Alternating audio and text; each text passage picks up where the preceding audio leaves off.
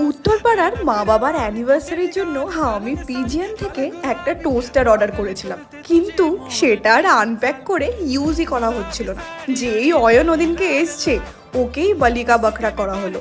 কিছুই না, ওটাকে আনপ্যাক করে ইউজ করব।